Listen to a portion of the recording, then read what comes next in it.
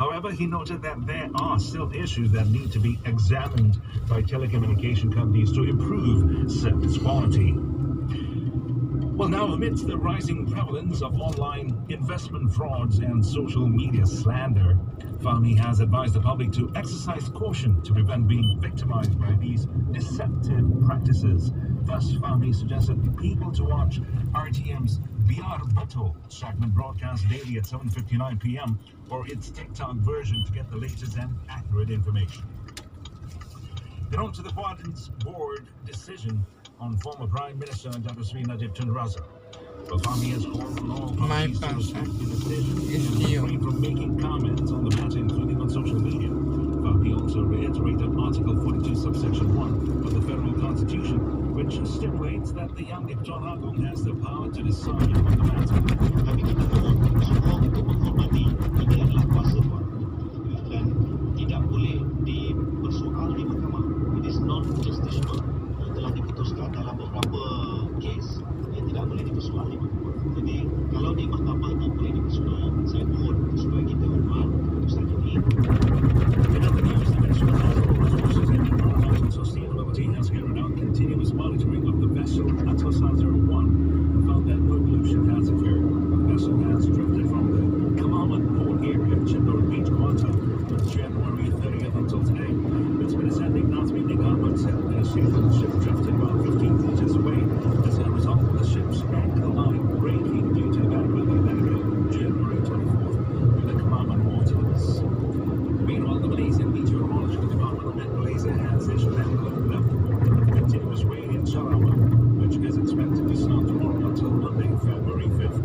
Met Malaysia said in a statement that the continuous rain in Sarawak is expected to involve areas in Miri and Limbang until Sunday. It also issued a warning of continuous rain at alert level on Sunday until Monday for areas in Sibu, Selangor, Daro, Matu, Dalat, and Muka. Well, still ahead, IMF chief says global economy shows positive momentum but warns of risks.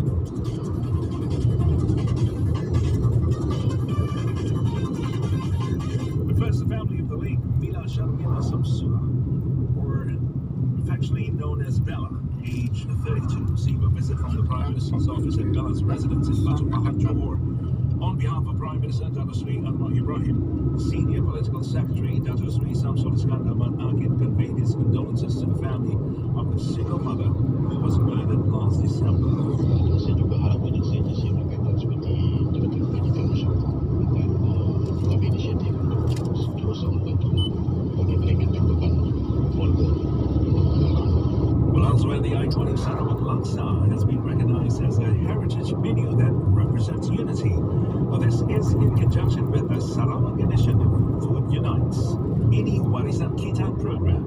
And during the launch of the program today, National Unity Minister Dato' Erin Agodagan said 12 Sarawak Laksa stalls owned by local entrepreneurs were featured at the program held at the Kuching waterfront. Dato' Erin also said this initiative would be expanded to other states and regions in an effort to strengthen unity among Malaysians through the promotion of heritage food. Malaysia will join the 43rd Cobra Gold alongside troops from 30 nations in Thailand from February 27th to March the 10th. It is the world's longest running and largest multinational military exercise in Southeast Asia, co-hosted by the Royal Flying Armed Forces and the United States Indo-Pacific Command. This year's exercise will see the participation of 9,590 personnel. Now, the primary aim of the annual drills is to develop good military relations between participating allies. Defense Attaché at the Malaysian Embassy in Thailand, Brigadier General Samsul Rizal Musa, said this is the 7th time Malaysia will be participating in Cobra Gold.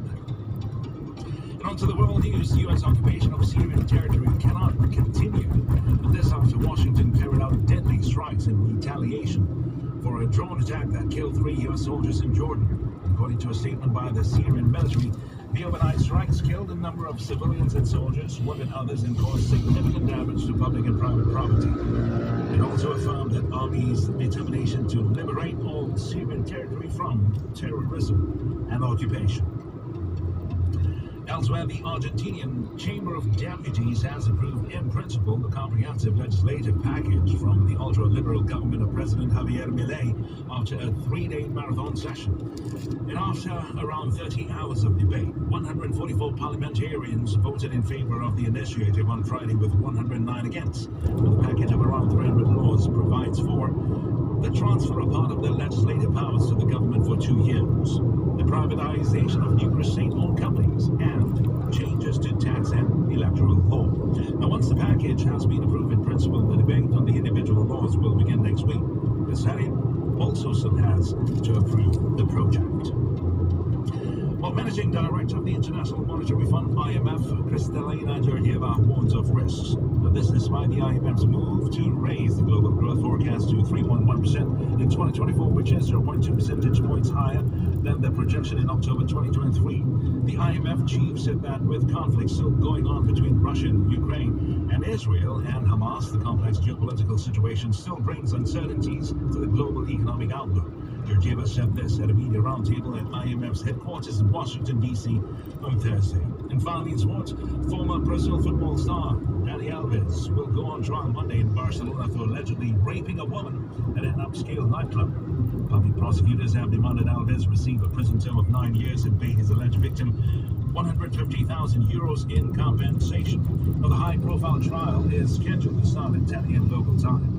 The 40-year-old former Barcelona and Paris Saint-Germain player has been in jail since his arrest in January 2023.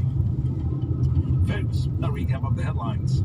New members in Malaysia Agreement 1963 Implementation Action Council Technical Committee to be finalized this month. And Communication Ministry committed to resolving drop calls and 5G coverage issues.